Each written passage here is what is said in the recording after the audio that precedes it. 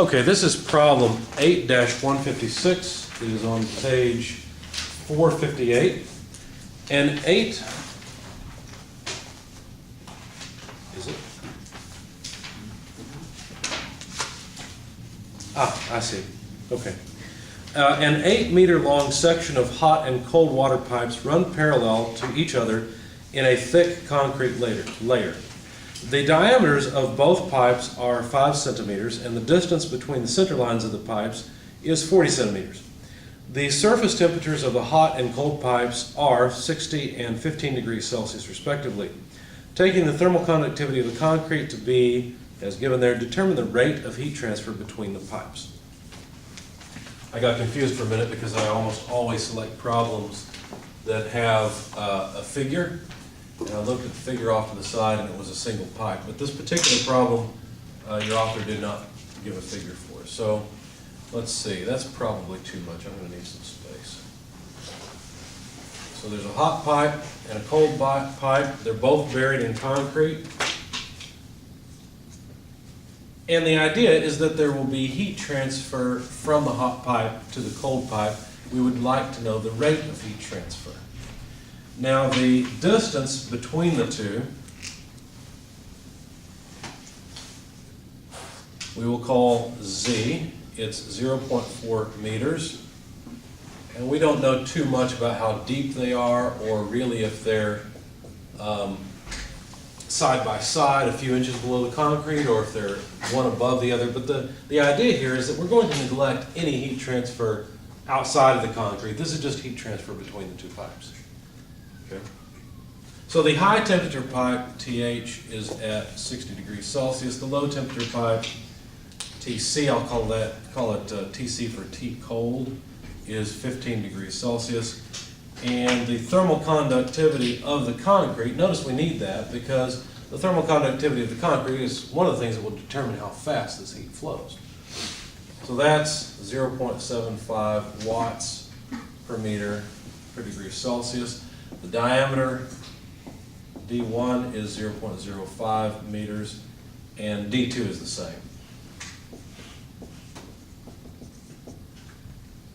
The length, L, is 8 meters. We just read all of that. So now we've got a figure to work from. Now this is obviously a perfect application of shape factors. In fact, this matches one of the cases. Can you see exactly which case it matches?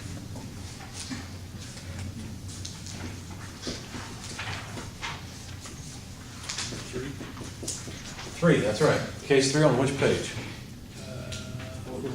429. Now, here's the key to figuring out which case you're going to use. You want the one that models the heat transfer you really have, right? We wouldn't look for one that has heat transfer from these pipes to a surrounding air, okay, or to a river above this, or anything like that.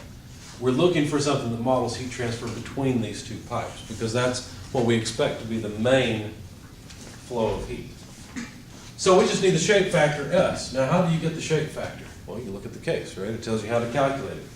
The equation for the shape factor is 2 pi L divided by the inverse hyperbolic cosine. Oh my goodness, did you ever think you'd get to use that one?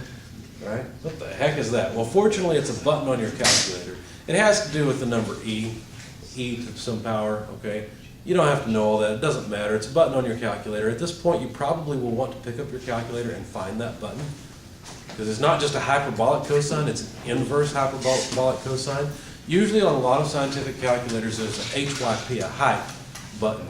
How did you know that? There's a lot of hype in math. Did you know that? Math is overhyped. No, anyway.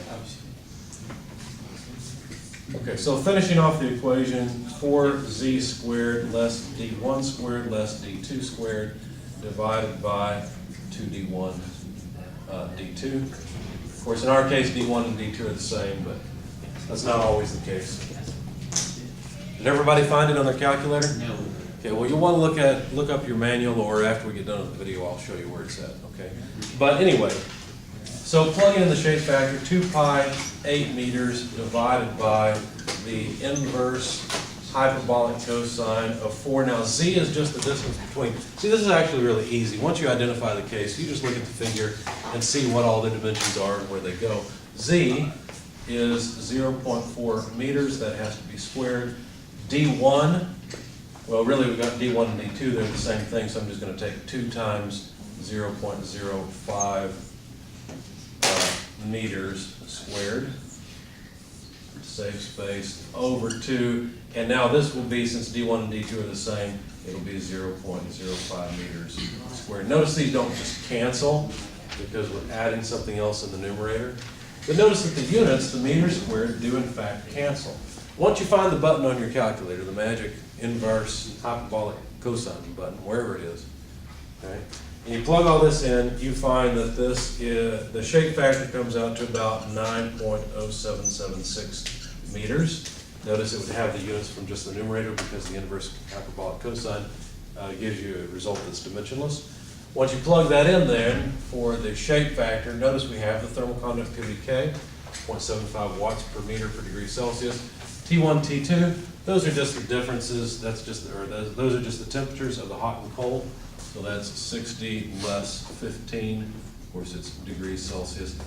After the shape factor, this is sort of anticlimactic, but anyway, the heat transfer rate comes out to about 306.4 watts. So there's the heat transfer between the two. Any questions?